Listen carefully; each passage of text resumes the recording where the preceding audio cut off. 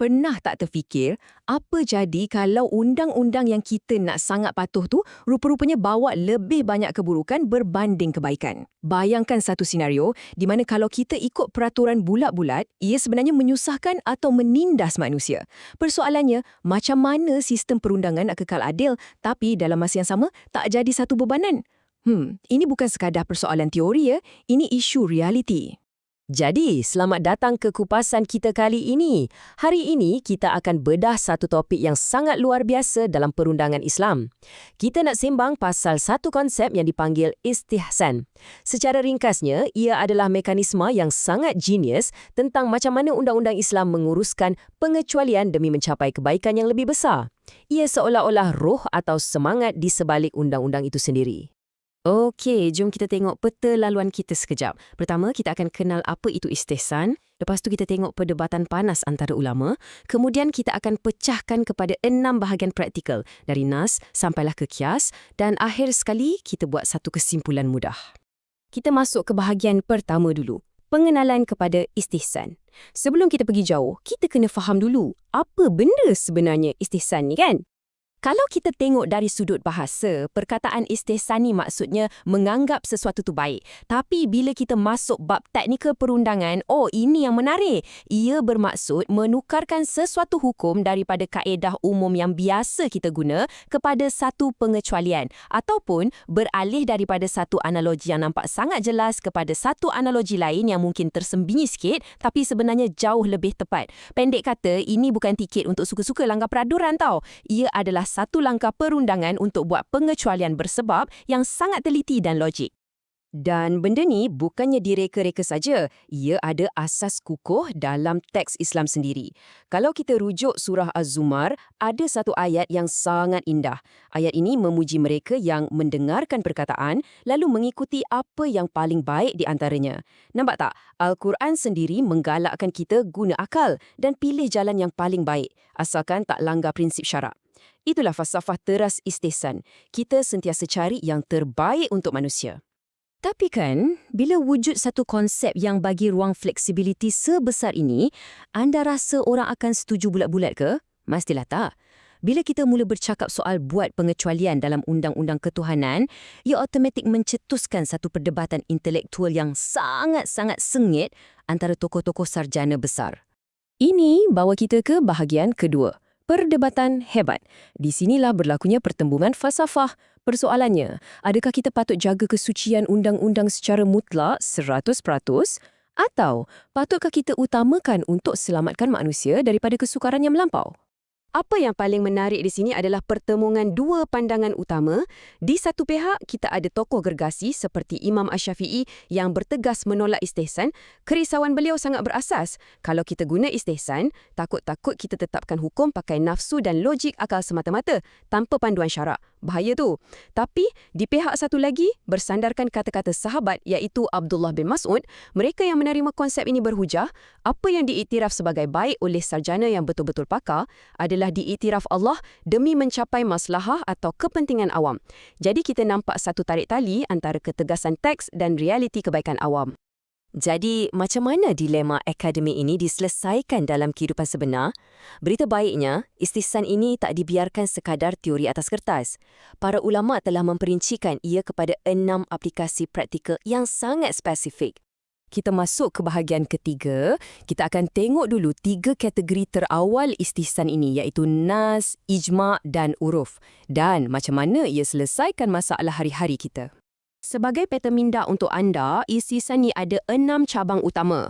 Ia boleh bersandarkan nas iaitu teks Al-Quran dan hadis, bersandarkan ijma' atau sepakat ulama, uruf iaitu adat setempat, darurat masa terdesak, maslahah untuk kebaikan awam dan akhir sekali kias kafi iaitu analogi yang tersembunyi. Okey, kita jangan pening-pening, jom kita bedah 3 yang pertama tu dulu. Kita mula dengan istihsan melalui nas. Menurut hukum umum yang sangat ketat, kalau ada apa-apa cecair atau makanan masuk saja dalam rongga anda masa berpuasa, batal, habis. Tapi, cuba bayangkan anda betul-betul terlupa, tak sengaja langsung terminum air. Di sinilah indahnya pengecualian. Melalui istihsan dengan nas, ada satu hadis khusus yang sebut makan atau minum sebab betul-betul terlupa langsung tak batal puasa. Syariah bagi ruang kemaafan untuk kesilapan semula jadi manusia. Seterusnya, istihsan melalui ijma' atau konsensus ulama'. Kaedah umum perniagaan cukup jelas. Kita diharamkan jual benda yang belum wujud. Tujuannya baik, supaya tak ada unsur penipuan. Tapi, fikirkan tentang dunia moden sekarang. Kalau anda nak tempah kabinet dapur yang custom made, barang tu kan belum siap, belum wujud lagi. Kalau ikut hukum asal, tak bolehlah meniaga kan? Tapi disebabkan ini memang keperluan sejagat masyarakat, ulama' bersepakat buat pengecualian untuk menghalalkan akad tempahan atau istisna ini. Kalau tak, lumpuh habis sistem perdagangan kita. Ini satu lagi contoh yang membuktikan betapa briliannya undang-undang ini beradaptasi, iaitu istihsan melalui uruf atau adat setempat. Asalnya begini, syarat untuk kita berwakaf, harta tu mestilah kekal dan tak boleh dialih macam tanah atau bangunan, tak boleh wakaf barang yang boleh rosak atau hilang. Tapi seiring peredaran zaman, adat masyarakat mula berubah. Orang mula wakafkan buku-buku ke perpustakaan awam. Memandangkan ini dah jadi amalan kebiasaan yang sangat baik, syariah ra'i adat ini. Pengecualian dibuat supaya amalan kebajikan ni boleh berkembang luas. Menakjubkan kan? Macam mana ia urus masalah kehidupan sebenar. Sekarang, tarik nafas sikit sebab kita nak pergi ke tahap yang lebih mendalam dengan 3 lagi kategori istihsan yang terakhir.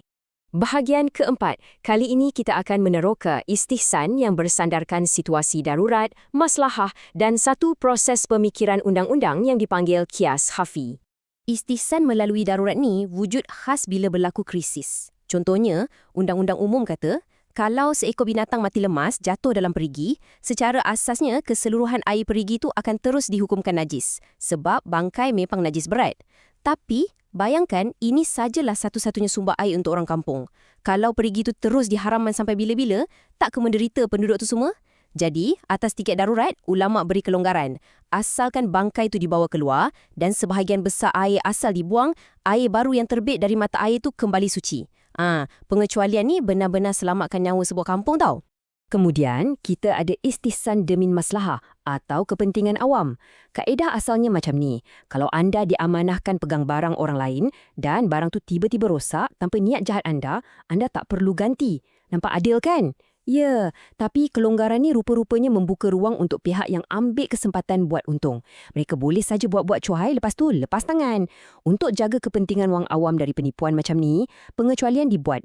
Pemegang amanah sebenarnya boleh didenda dan disuruh bayar ganti rugi. Lebih-lebih lagi kalau didapati dia memang cuai. Ini semata-mata nak pastikan orang awam tak dieksploitasi. Okey, ini mungkin bahagian yang paling genius dari sudut intelek, istihsan melalui qiyas khafi atau analogi tersembunyi.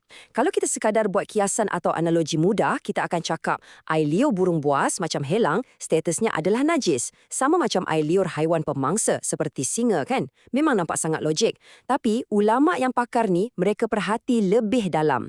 Mereka jumpa satu analogi yang tersembunyi. Hakikatnya, singa minum air guna lidah dan mulut dia terus. Burung patuk air tu guna paruh dia. Dan paruh ni kan terbina daripada tulang yang secara asasnya adalah suci. Sebab pemerhatian yang tajam ni, hukum dia tukar dan air minuman sisa burung buas tadi dihukumkan suci. Hebat kan cara mereka analisis secara terperinci macam ni? Jadi, dari kisah paruh helang sampailah ke perigi kampung tadi, mari kita ikat dan simpulkan kesemuanya dalam bahagian kesimpulan.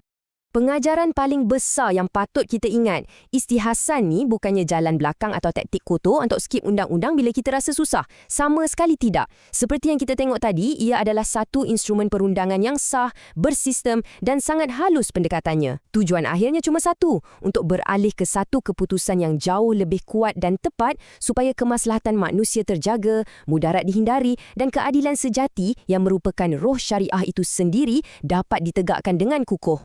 Dan ini membawa kita kepada satu soalan cepu mas untuk anda bawa pulang hari ini. Bila kita faham macam mana sistem perundangan ni mampu kekal tegas mempertahankan prinsip asalnya, tapi pada masa yang sama cukup empati bila berdepan realiti hidup manusia yang rapuh ni, adakah fleksibiliti berpandu ni sebenarnya bukti terbesar betapa indahnya perundangan Islam? Sesuatu yang patut kita fikir-fikirkan bersama. Terima kasih sebab sudi selami topik ni dengan saya dan jangan lupa untuk terus kekalkan sifat ingin tahu tu. Jumpa lagi!